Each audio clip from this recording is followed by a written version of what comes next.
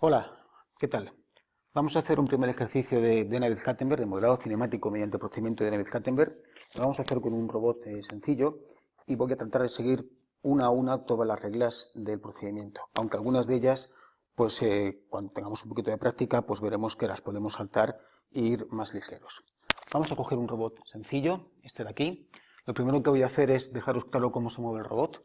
Tenemos un primer movimiento que sería este de aquí, en torno al eje vertical.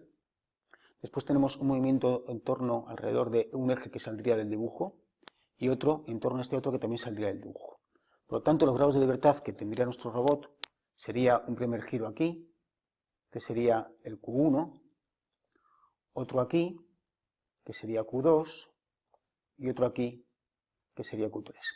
Llamo la atención sobre cuál es el origen de estos movimientos, es decir, cuándo Q1, Q2 y Q3 valen 0. Entendemos siempre que el dibujo que hacemos del robot está para el caso en el cual, o está representado el caso en el cual las variables articulares, Q1, Q2, etc., valen 0. Es decir, en esta posición, en la que tiene el robot dibujado, el robot está en su posición de origen, ¿vale? Si el robot estuviese en un momento determinado con este grado de libertad así, Q2 valdría 90 grados, ¿vale? Bueno, esto en los casos de los robots con movimientos de rotación, esto es bastante sencillo y no suele dar mucha confusión.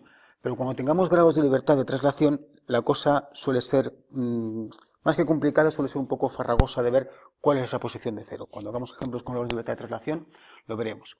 Bueno, aquí, como digo, es importante saber cuál es el origen y también cuál es el signo positivo, es decir, en qué dirección consideramos positivos los movimientos. Estamos diciendo que en el sentido antihorario, tal y como está pintado, los grados de libertad Q2 y Q3 van a ser valores crecientes y que Q1, si ponemos el dedo pulgar mirando hacia arriba, ¿vale? El dedo pulgar de mi mano estaría, imaginarlo en esta dirección hacia arriba, el resto de los dedos de la mano marcarían la dirección positiva, ¿vale? Esto me va a ser útil porque voy a tener que definir los ejes zetas en torno a los cuales se producen los movimientos y hay que definirlos con el sentido acorde con lo que sería positivo para cada grado de libertad.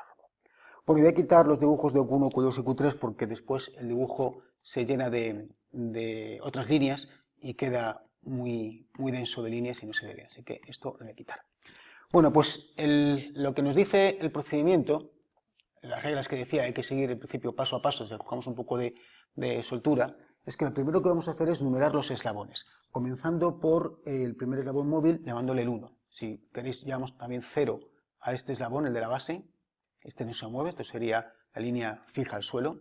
Y el primero, la primera barra, daros cuenta que sería, voy a ponerlo aquí, de aquí hacia abajo todo esto es rígido, está unido al suelo. De aquí hacia arriba tenemos la primera barra que se mueve. La siguiente que se mueve sería esta de aquí y la última la tendríamos aquí. Esta numeración la hago a fines únicamente de que si en algún momento tenemos que hacer referencia a la barra 2, pues tengamos claro cuál es la barra 2. Bueno, el siguiente paso es numerar las articulaciones. Estos eran los eslabones, ahora vamos a numerar las articulaciones. Vamos a identificar dónde están cada eje en torno al cual se produce cada movimiento, que sería el paso 3, y junto con el paso 2 vamos a numerarlo. Entonces, vamos a localizar los ejes de movimiento de rotación en torno a los cuales se producen los giros, y si los hubiese, que no es el caso, los de traslación, a lo largo de los cuales se producen los desplazamientos. La primera rotación, el primer movimiento que es de rotación, se produce en torno a este eje. Y este vamos a numerarle como el eje o la articulación 1. Este sería el eje del grado de libertad 2. Y este sería el eje del grado de libertad 3. ¿Sí? Con esto hemos cubierto los pasos 2 y 3. El paso 2 dice que hay que numerar cada articulación comenzando desde 1 y acabando en la última. Las articulaciones son la 1, la 2 y la 3. Y el paso 3 dice que hay que localizar el eje de cada articulación, si es de rotación o si es de traslación, y numerarlos de acuerdo a las articulaciones que corresponden. El paso 4 consiste en situar los ejes zetas. Aquí es un primer punto que puede haber alguna confusión, y es que hay que recordar que vamos a situar el eje z sub i sobre la articulación i más 1. Lo pongo así para que recordemos que la articulación son lo que hemos metido en círculos. Es decir, que vamos a empezar por el eje z0, y el eje z0 estará sobre la articulación 1. El eje Z1 estará sobre la articulación 2 y el eje Z2 estará sobre la articulación 3, sobre el eje de la articulación 3. Es decir, el eje Z0 tiene que estar en algún punto de este eje de aquí, el eje Z0. El eje Z1 sobre algún punto de esta línea de aquí y el eje Z2 sobre algún punto de esta línea de aquí. Sé que está sobre algún punto, no sé aún exactamente en qué punto será, ¿vale? Eso lo vamos a hacer en el siguiente paso. En el paso 5 comenzamos a situar los orígenes de cada sistema de coordenadas. El primero que situamos es el de la base. El de la base es muy sencillo porque directamente le vamos a situar en un punto arbitrario del eje Z0. Cuando digo arbitrario es que podríamos efectivamente colocarle en cualquiera, pero evidentemente hay puntos que son más sensatos que otros. En la práctica, cuando tengamos un robot real, si vamos a su manual de instalación, en algún sitio nos indicará cuál es el origen, cuál es la base del robot. Es decir, cuando al robot le pedimos que vaya a unas coordenadas determinadas, esas coordenadas se miden respecto de un sistema de referencia que el robot tiene. En algún punto del robot ese sistema de referencia estará definido, ¿vale? Entonces, supongamos que el robot que yo he comprado se ancla al suelo aquí y que me dice el manual que es aquí donde va a estar el origen del sistema 0. Y por lo tanto, como Z0 estaba sobre este eje, ya tenemos claro que, voy a ponerle en otro color que nos destaque, ya tenemos claro que Z0 tiene que estar aquí. Bueno, eso era el origen del sistema 0 y por tanto situar ya Z0. Vamos ahora con Z1, Z2 y hasta en este caso hasta Z2. Sería hasta Zn-1 hasta Z2. Lo que nos dice la regla 6 es que desde la i igual a 1 hasta n-1, es decir, desde Z1 hasta Z2 en este caso, tenemos que situar el origen del sistema i en la intersección, el punto de corte, voy a poner el punto de corte con el símbolo de intersección, ¿vale? Entre el eje ZI y la línea perpendicular común a ZI-1 y ZI. Es decir, el origen que ando buscando va a estar lógicamente dentro del propio eje Z, en algún sitio del eje Z. El origen del sistema 1 va a estar en algún punto de donde estaba el vector Z1, pero en concreto en qué punto, en el punto en el cual se corta este vector Z1 con la perpendicular común a Z0 y Z1. ¿Vale? Voy a escribir ahora para cada uno de ellos. Tendremos entonces que el origen del sistema 1 va a estar en el corte de Z1, esto es un 1, con la perpendicular común a Z0 y Z1.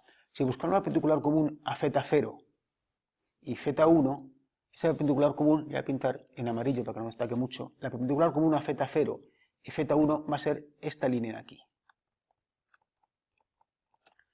Bueno, pues en el corte de esa línea que acabo de marcar en amarillo, con la que es esta de aquí, perpendicular común, con Z1, es donde va a estar el origen. Ese va a ser O1. Y por lo tanto, Z1 va a estar aquí.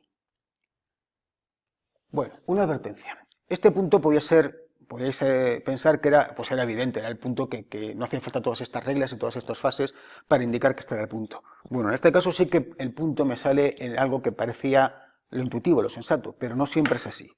Así que no os precipitéis a la hora de dejaros llevar por la intuición, sobre todo cuando no tenéis mucha práctica, para poner los orígenes. Seguir la regla paso a paso y así no os equivocaréis. Bueno, con el siguiente, con el origen del sistema 2. Si traslado los subíndices será Z2, donde intersecta con la perpendicular común a Z1 y Z2. Bueno, pues Z2 está aquí.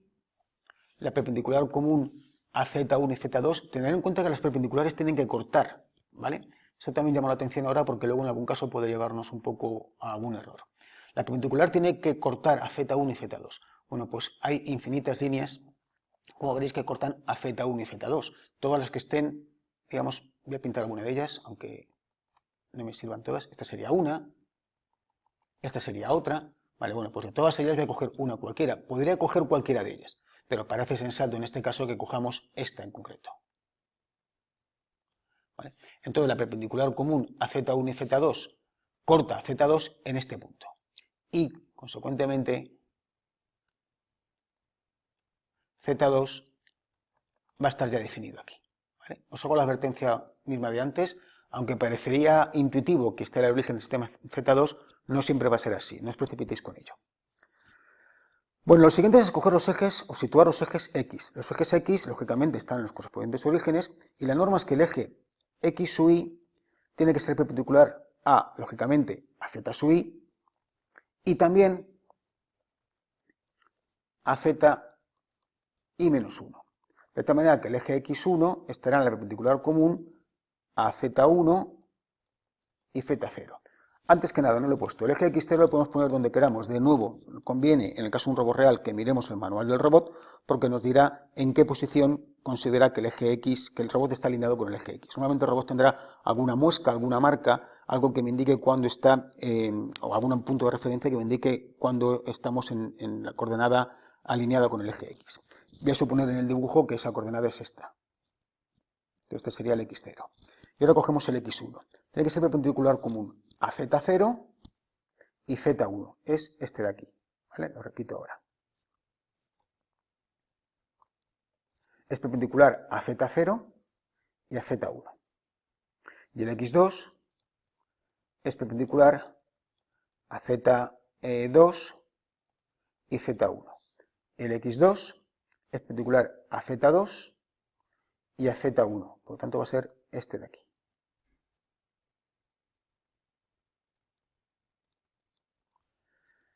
Bueno, este paso de aquí que acabamos de hacer sería el paso 7. El paso 8 sería que dibujásemos los ejes Y, lógicamente perpendiculares a los X y Z en sentido de estrógiro, es decir, el Y0 estaría aquí, para que si vamos con la mano derecha de X0 a Y0, el dedo pulgar nos apunte en la dirección de Z0, el I1 estaría aquí, ¿vale? Vamos de X0 a X1 con los dedos de la mano derecha y el dedo pulgar me apunta a Z1, que es este de aquí. Y el I2 estaría aquí. Bueno, ese era el paso 8. El paso 9 nos coloca el sistema que me falta, el sistema del extremo. De nuevo, en el robot nos dirá dónde está el extremo. Es decir, cuando al robot le decimos dentro de su sistema de programación que vaya a unas coordenadas determinadas, lo que estamos diciendo es que un punto de su estructura, su extremo, lo que habitualmente se llama el TCP, el Tool Center Point, el punto central de la herramienta, ese punto, que estará identificado en los planos del robot, vaya a unas coordenadas medidas desde un sistema de la base. Ese es un dato que tenemos que buscar en el robot real. En nuestro caso vamos a suponer que ese punto es este de aquí. ¿Vale? Aquí he puesto una pinza, una especie de garra, únicamente para dar una idea visual de cómo es el robot, ¿vale? Habitualmente los robots no acaban en una garra y el TCP no va a estar en la garra, va a estar posiblemente aquí, digamos donde se fija la garra. Bueno, entonces el origen va a estar aquí y ahora lo que nos dice la regla 9 es que situemos el eje Z, N, en este caso el Z3, paralelo, alineado con el eje Z2. Es decir, aquí estaría el Z3. Ahora, el eje X3 tiene que ser perpendicular a Z2 y Z3. Luego sería este de aquí, perpendicular a Z2 y Z3. Y el eje Y, como siempre, formando un sistema de estrógiro con los ejes X y Z. Bueno, pues eso es la regla 9. La siguiente, ya están construidos los sistemas de coordenadas, ¿vale? Las siguientes reglas pasan o nos llevan a construir la tabla de parámetros de Navier-Kattenberg. Esa tabla tiene o da valores a los 4 parámetros de Navier-Kattenberg. Vamos a ponerlos, que son teta, d, a y alfa, para cada uno de los grados de libertad.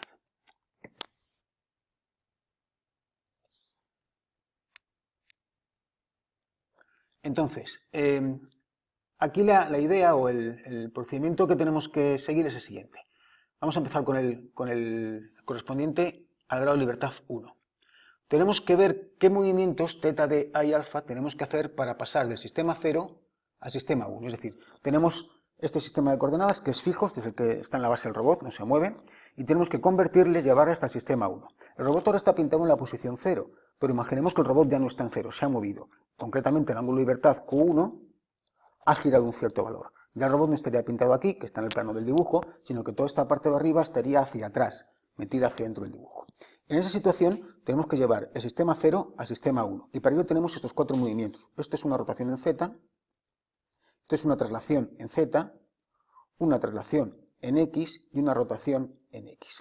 Si no podemos pasar del sistema 0 al 1 o de cualquier sistema Y al sistema Y más 1 con estos 4 movimientos, es que hemos escogido mal los sistemas de coordenadas. Esto, digamos, es la prueba que nos permite saber si hemos escogido bien los sistemas de coordenadas. Es más, todos estos pasos previos los podríamos omitir si fuésemos capaces de, a ojo, poner los sistemas de coordenadas siempre y cuando después pudiésemos construir la tabla. O sea, la condición inevitable es que podamos construir la tabla. Los pasos previos han sido una guía para garantizar que podemos construir la tabla con esos 4 movimientos.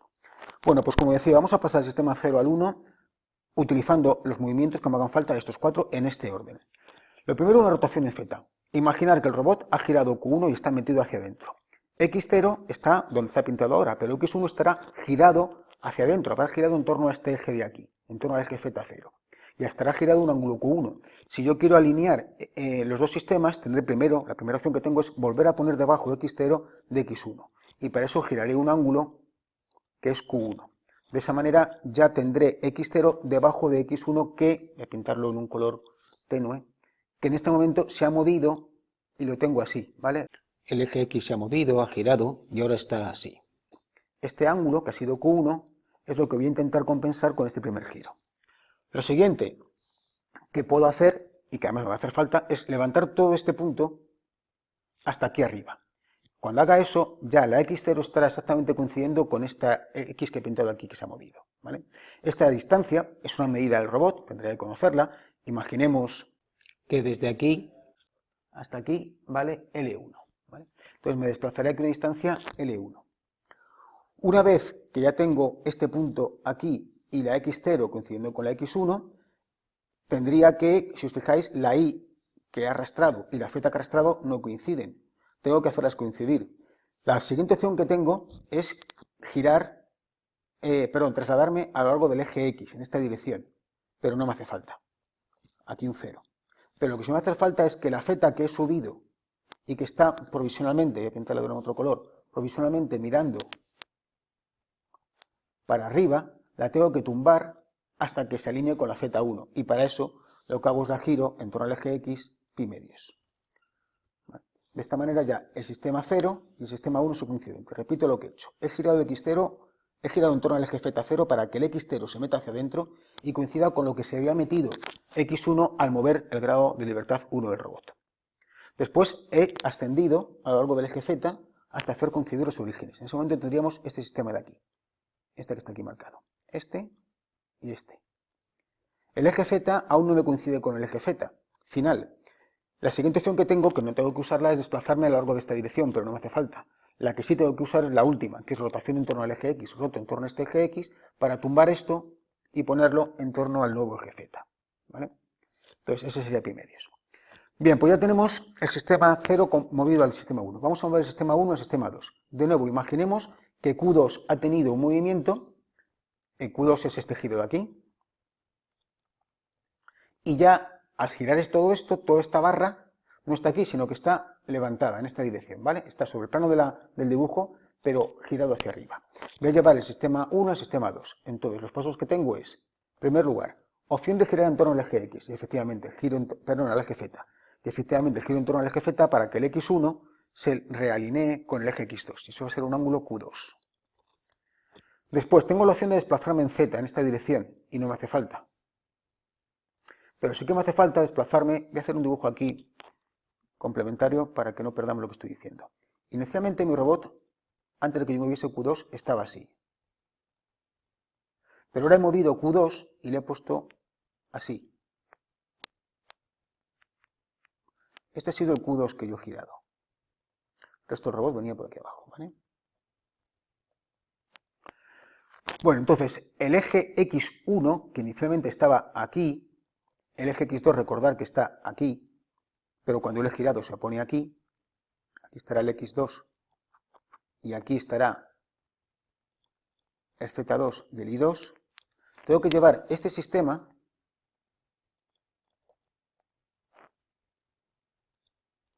hasta este. Lo que hago es primero giro en torno al eje Z el ángulo Q2. No me desplazo a lo largo del eje Z, no me tengo que desplazar a lo largo de este eje. Pero una vez que yo he girado Q2, tener en cuenta que mi nuevo X está aquí ya. He girado el X hasta aquí. Lo que tengo que hacer a continuación es desplazarme a lo largo del eje X nuevo esta distancia. Y esta distancia, vamos a suponer que tiene una medida conocida, ¿vale? Es esta de aquí, y va a ser L2. Entonces me desplazo una distancia L2 a lo largo del eje X. En ese momento ya tengo el eje X, voy a pintarlo en otro color, he movido el eje X hasta aquí, el eje Z está hasta aquí, y el eje Y está aquí. No me hace falta hacer ninguna rotación en torno al eje X2. Entonces, el último parámetro aquí es 0. Bueno, y el último es de aquí a aquí, ¿vale? Del 2 al 3, del 2 al 3. Se repite la situación que hemos visto, que hemos hecho ahora, ¿eh? Lo único es que ahora el que estamos moviendo sería este. Pero tendríamos que girar en torno al eje X, en torno al eje Z, un ángulo Q3, no desplazarnos en Z, desplazarnos en X una distancia, esta, que vamos a suponer que es L3, y finalmente no nos haría falta ningún giro en el eje X. Esta tabla es la tabla de parámetros de Navier-Hattenberg, que es la que me define el modelo cinemático, la forma cinemática de mi robot. Para encontrar lo que es el modelo cinemático tengo que, a partir de cada una de estas filas, obtener las correspondientes matrices A, la A01, la A12 y la A23, y cuando tenga estas matrices calculadas, multiplicarlas todas y obtener la matriz T como la A01 por la A12 y por la A13. ¿Qué son estas matrices A? Pues las matrices A son las matrices de transformación homogénea que corresponden a estos cuatro movimientos. La A01 se obtiene como resultado de multiplicar una matriz de rotación en torno al eje Z de un ángulo θ por una matriz de traslación en torno al eje Z de una distancia d, por traslación a lo largo del eje X de una distancia a y por rotación en torno al eje X de un ángulo alfa. Cada una de estas matrices tienen formas que son conocidas, concretamente pues esta matriz de aquí, como rotación en torno al eje Z, será coseno de θ menos seno de θ, seno de θ, coseno de θ, 0, 0, 0, 0, 1 y 0, 0, 0, y como unidad de desplazamiento, esta será la primera matriz, esta de aquí. Esta tendrá su forma, etc. Y en conjunto las cuatro me dan una matriz que no tengo que molestarme en calcular, porque ya de Navier-Hattenberg me da esta matriz calculada, me da este producto obtenido para valores genéricos de θ, d, a y alfa. Lo que tengo que hacer es particularizar θ, d, a y alfa con cada uno de estos tres casos. Tendré así las matrices A, las multiplicaré y tendré la matriz de transformación homogénea global. Esto no tengo que hacerlo a mano, lo puedo hacer con ayuda del ordenador, como vamos a ver ahora, concretamente con MATLAB. Abrimos entonces MATLAB. Lo tengo ya aquí preparado. Vamos a hacer esto grande. Y la herramienta que vamos a usar en este caso es directamente MATLAB con la toolbox de cálculo simbólico, porque voy a intentar encontrar el modelo simbólico, un modelo digamos analítico que me dé las expresiones del modelo cinemático directo. Para eso lo que he hecho ha sido crearme una función que he llamado MDH, que lo que hace es que me construye la matriz de Navier-Hattenberg. La voy a editar para que veáis cómo es, la tenéis aquí.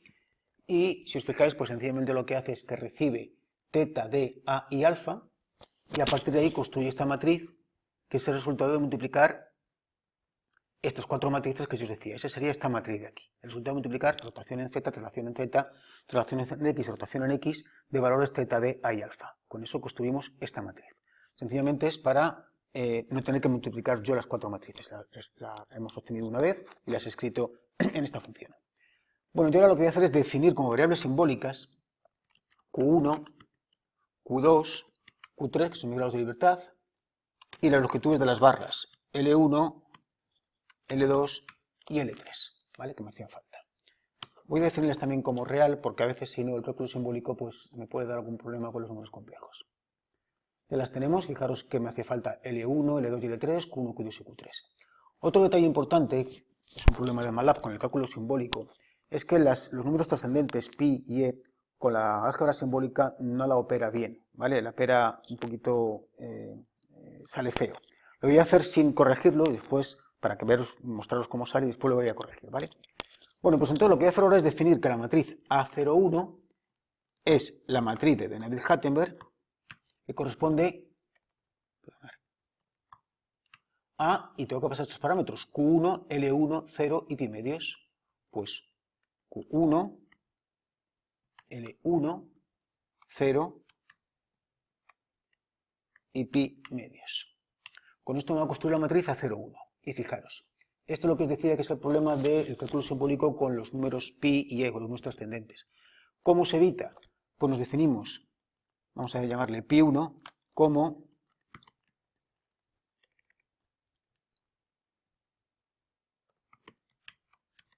el número simbólico pi.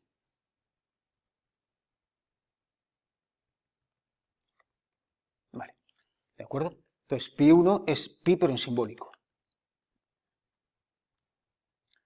Si la repito, mi definición anterior de la matriz, poniendo pi1, yo sé que tengo una expresión correcta de la matriz A01. Hacemos lo mismo con A12. A12 tiene Q2, 0, L2, 0. Pues A02 es la matriz de Navier-Hattenberg de Q2, 0, L2 y 0. Faltan las comas. Y la A, perdón, esto no era 02, lo he hecho mal, era la A12, no la A02. Y la A23 es la matriz de Q3, 0, L3, 0. Q3, 0, L3, 0. Cuando ya tenemos las tres matrices A, ahora definimos la matriz T como la A01 por la A12 por la A23. Normalmente cuando hago esta operación me va a salir una matriz bastante voluminosa y lo que es conveniente, voy a hacerlo antes sin corregirlo, es aplicar o utilizar la función de simplificar, cálculo simbólico, para ir condensando expresiones. Veis que me sale una expresión muy larga. Lo que es más conveniente es, por ejemplo, hacer esto. A02 va a ser el resultado de simplificar el producto de la A01 por la A12. Y la T, que sería la A03, será el resultado de simplificar la A02 por la A23. Bueno, ya tenemos, si comparáis, el resultado es el mismo, pero aquí está, digamos, sin compactar. Los senos cuadrados más cosenos cuadrados no igual al 1, etc. Ya tenemos la expresión simbólica del modelo cinemático directo. ¿Qué quiere decir esto? Pues lo que quiere decir esto es que esta columna de aquí, la última columna, la que va a ser, vamos a llamarla pos, va a ser la matriz T desde la fila 1 hasta la fila 3 y la cuarta columna. ¿Vale? Esto es la posición X, la posición Y y la posición Z del extremo del robot cuando Q1, Q2 y Q3 valga con cualquier cosa. Y esta matriz de aquí en medio, la matriz 3×3, la matriz ROT, va a ser igual a T de 1 hasta 3 y desde 1 hasta 3. Esta es la matriz de rotación que me define la orientación del robot para Q1, Q2 y Q3, la orientación del extremo del robot. Este sistema del extremo, cuando Q1, Q2 y Q3 hayan variado, tendrá una orientación tal, vamos a suponer que está en ese momento, hemos movido el robot y esta matriz final, este sistema de coordenadas final está así. Z3, X3 y 3. Pues me está diciendo que la orientación de este sistema va a venir dada por esta matriz de aquí. Este va a ser el vector X, este va a ser el vector Y y este va a ser el vector Z. ¿Vale? X, Y y Z expresados en este sistema de la base. Y este punto de aquí va a tener estas coordenadas de aquí. Si quisiese, por ejemplo, averiguar, vamos a comprobar, esto suele ser conveniente hacerlo, comprobar que está bien calculado el modelo. Imaginemos que Q3 vale 90 grados, es decir, que mi robot, en esa situación puntual que yo estoy diciendo, va a estar situado así. Esto va a ser 90 grados y los demás van a estar a 0. El sistema de la base está así, X0, Z0, e I0. Y el sistema del extremo, una vez que yo he hecho este giro, va a quedarme con la X3 para arriba, la Z3 saliendo para afuera del dibujo y la I3 para atrás. Sin tener que recurrir al modelo, aquí es sencillo averiguar cómo va a ser la matriz de transformación homogénea final. Fijaros que este punto va a tener por coordenadas en la X, va a estar desplazado a la distancia L2, luego va a ser L2. En la Y va a estar en 0, puesto que este punto está en el plano del dibujo. Y en la Z, en la altura, va a estar a la distancia L1 más L3. Esta distancia es L1 y esta sería L3. Luego aquí tendremos L1 más L3. Y en cuanto a la orientación, fijaros que mi vector X coincide con el vector Z. Luego la orientación del vector X referido al sistema de la base va a ser 0, 0, 1. Mi vector Y coincide con el vector menos X. Luego va a ser menos 1, 0 y 0. Y el vector Z coincide con el vector menos Y de la base. Luego va a ser 0, menos 1, 0. Esto es la matriz T para el caso de que Q1 y Q2 valgan 0 y Q3 valga pi medios. Vamos a probar si mi modelo obtenido con MATLAB es correcto. Lo que voy a hacer es dar valores a Q1, Q2 y Q3. Hasta este momento Q1, Q2 y Q3 eran simbólicos, pero voy a decir que Q1 valga 0, Q2 valga 0 y Q3 valga pi medios. Y ahora evalúo la matriz T. De nuevo tengo que poner aquí el pi 1.